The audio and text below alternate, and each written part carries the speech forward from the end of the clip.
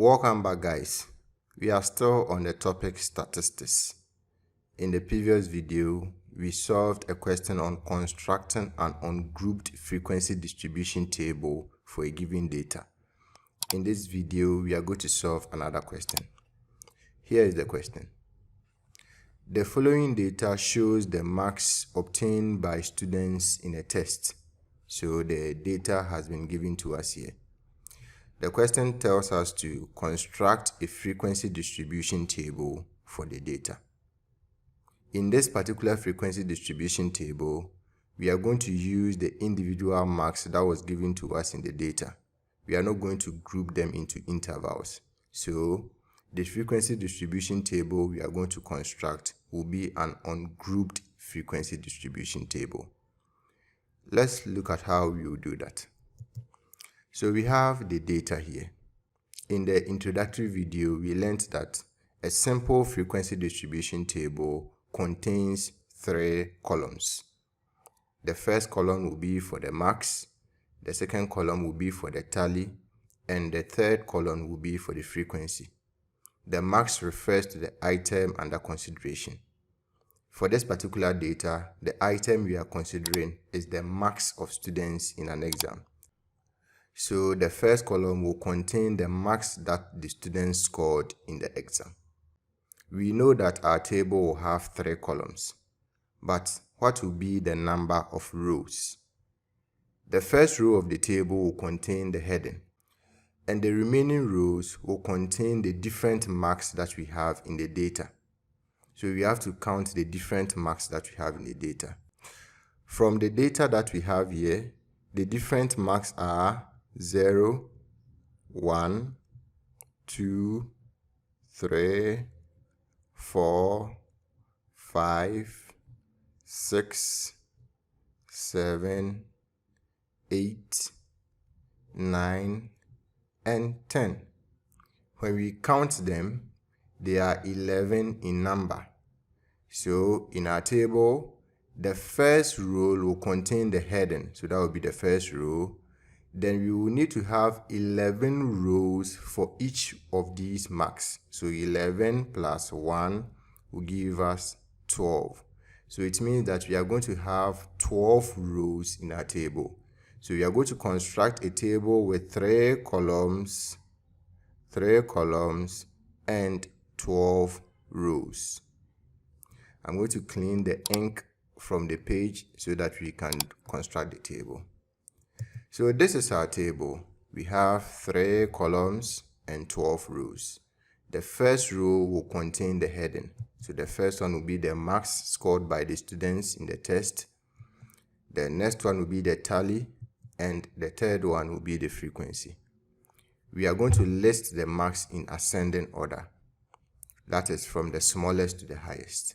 The first one will be 0, followed by 1, 2, 3, 4, 5, 6, 7, 8, 9, 10. So we are now done with the first column. Let's move on to the tally, which is the second column.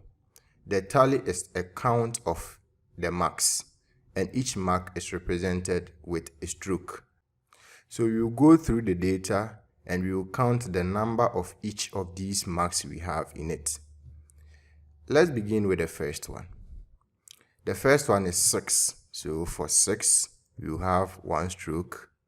I'm going to cancel that out so that you can see that we have counted it. The next one is 9. So for 9, we will have 1 stroke.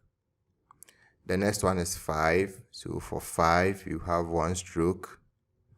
The next one is 9. So for 9, you have another stroke. The one after that is 5. So for 5, you have another stroke here.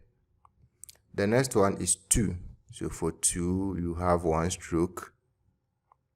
The next one is 7. So for 7, you have 1 stroke here. The next one is 10. So for 10, you have 1 stroke. The next one is 2. So for 2, you have another stroke here. The next one is 9. So for 9, you have another stroke. The next one is 6. So you have another stroke for 6. The one after that is also 6, so you have another stroke for 6. The next one is 5, so you have another stroke for 5. The next one is 6, so you have one stroke for 6. The next one is 9, we have one stroke for 9 here. The next one is 3, so we have the first stroke for 3. The next one is 7, we have another stroke for 7. The one after that is 5, so we have another stroke for 5. Then the one after 5 is also 5, but we already have 4 strokes for 5, so the fifth one will be used to cross it. So we have 5 here. The next one is 6. 6 is also having 4 strokes already, so you use the fifth one to cross it. The one after that is 8, so this will be the first stroke for 8. The one after that is 0, so we have the first stroke for 0. Then we have 6 again, so that will be the 6th stroke. The next one is 2, so we have another stroke for 2. The one after that is 6, so we have another stroke for 6. The one after that will be 7, so we have another stroke for 7. After 7, you have another 7 again, so we have another stroke for 7. Then the one after that is 4, so we have the first stroke for 4. The next one is 1, so we have the first stroke for 1. And the last one is 8, so we have a second stroke for 8. We are now done with the tally. Let's look at the frequency. The frequency is the tally that we have for each mark. So for 0, we have a tally of 1. For 1, we have a tally of 1. For 2, we have 3. For 3, we have 1. For 4, we have 1. For 5, we have 5. For 6, we have 7. For 7, we have 4. For 8, we have 2. For 9, we have 4. And for 10, we have 1. So we have been able to construct a simple frequency distribution table for the data that was given to us. And this is an example of an ungrouped frequency distribution table. Thank you for watching this video. Subscribe to this channel for more videos.